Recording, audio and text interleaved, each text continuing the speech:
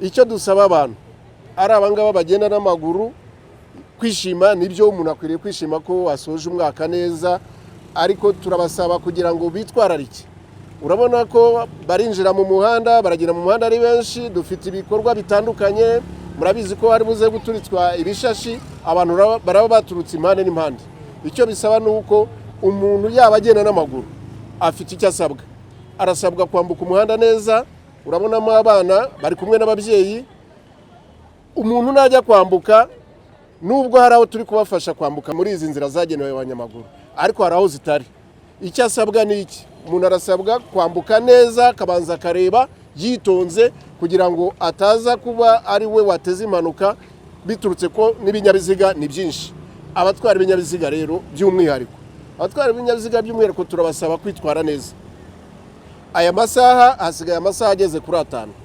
Ni amasaha make kandi ashobora kuba menshi bitewe n'uko witwaye mu muhanda.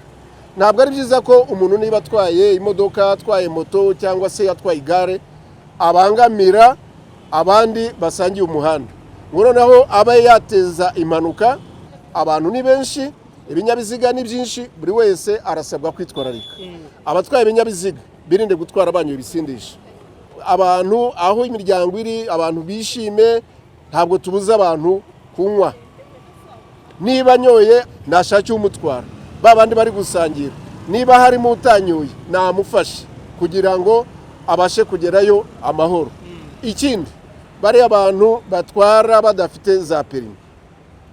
Ntabwo ari byo muri iki gihe ngo nuko wishimye ngo noneho ngo mushobora gufata ikinyabiziga cyaba cya mugenzi wanjye cyaba icyanjye ngo yikubite mu muhanda. Oya, ntabwo ari byo.